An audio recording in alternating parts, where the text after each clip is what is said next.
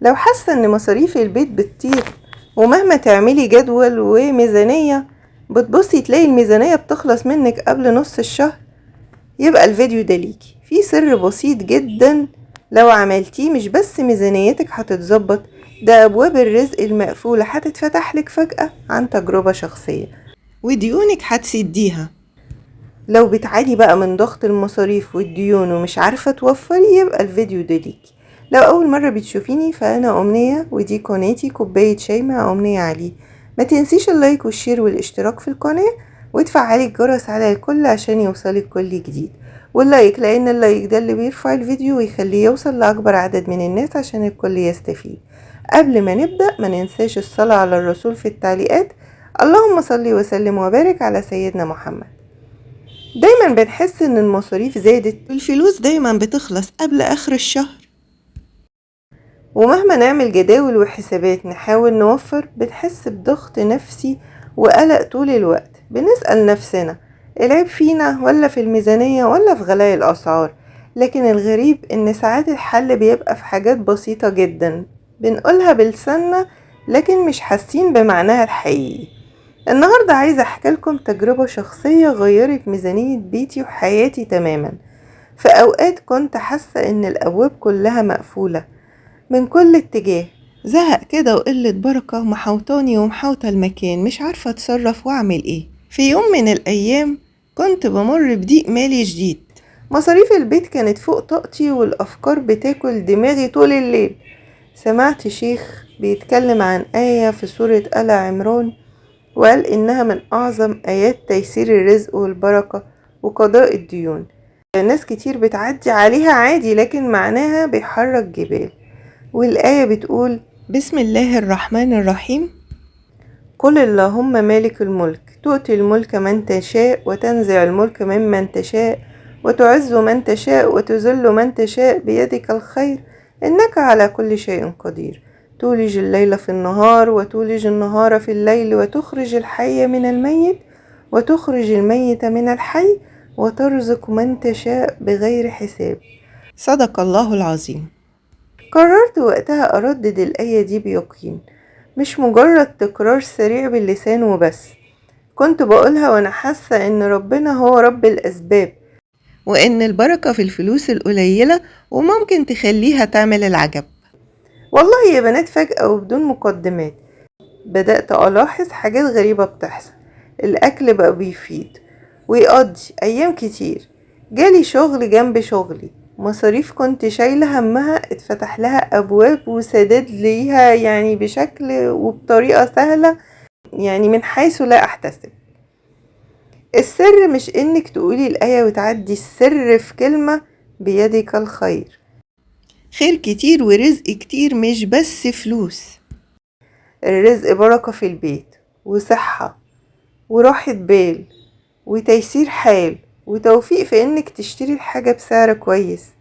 لما تبدأي يومك بورد من الآية دي مع الاستغفار والصلاة وأذكار الصباح وأذكار المساء تواظبي عليهم طبعا مع الصلاة والقرآن، وتدخلي مطبخك أو تعملي ميزانيتك، هتلاقي عقلك بقى أهدى وقادرة انك تاخدي قرارات التوفير صح بدون ما تحسي بحرمان.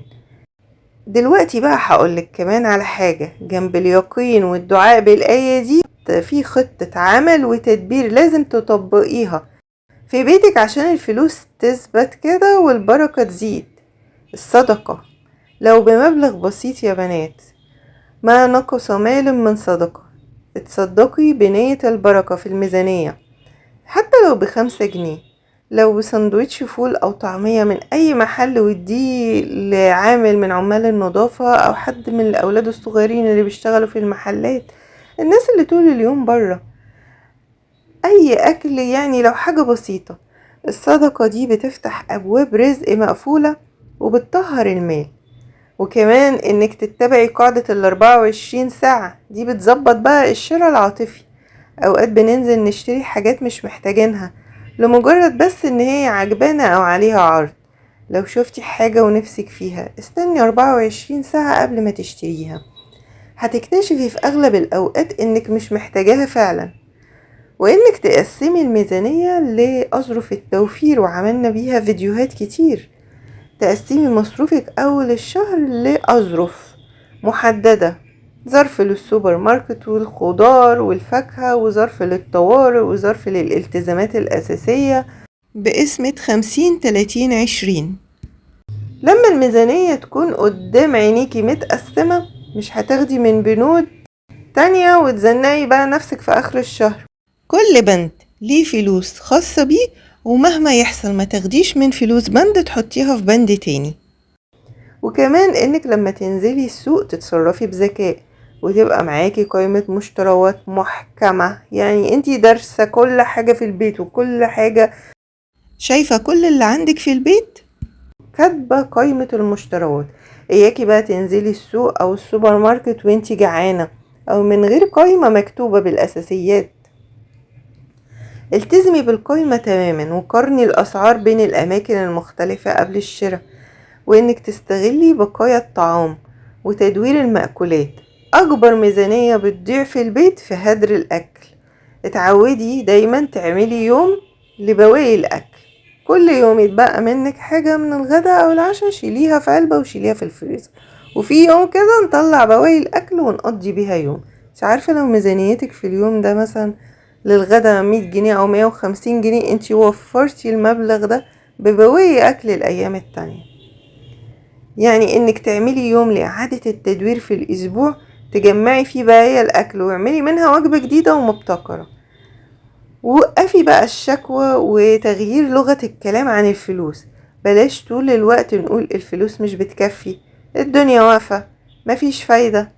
الكلام ده بيخلي الطاقة السلبية تنتشر وبيضايقك وبيقلل البركة. خلي كلامك دايما فيه امل وتفاؤل، وقولي الحمد لله ربنا هيدبرها وهيرزقنا. جربوا تقروا الآية دي يوميا بيقين، وتخلوا نيتكم البركة والتوفير، وطبقوا النصايح العملية دي خطوة بخطوة، وشوفوا ازاي ربنا هيدبر لكم اموركم من حيث لا تحتسبوا. من حاجة بسيطة مش هتاخد منك وقت ولا مجهود، بس لو واظبتي عليها هتبقى حاجة أساسية في يومك ومش هتحسي بيها، وهتفرق معاكي كتير جدا في حياتك وفي رزقك وفي مالك وفي صحتك وفي أولادك. هتبصي تلاقي أبواب الرزق اتفتحت لك من حيث لا تحتسبي. وعن تجربة شخصية يا بنات، الصدقة والالتزام بأذكار الصباح والمساء والصلاة مع الالتزام بالآية دي هيفرق معاكي كتير جدا، وتنظيم ميزانيتك بالورقة والقلم وأظرف التوفير والالتزام بقائمة المشتريات ومنيو الأكلات. جربي كده من أول الشهر أو من أول ما تقبضي مصروف البيت، سواء بتاخديه باليوم أو بالأسبوع أو بالشهر، وقوليلي في التعليقات رأيك ايه بعد مجربتي كل الخطوات اللي قلتلك عليها.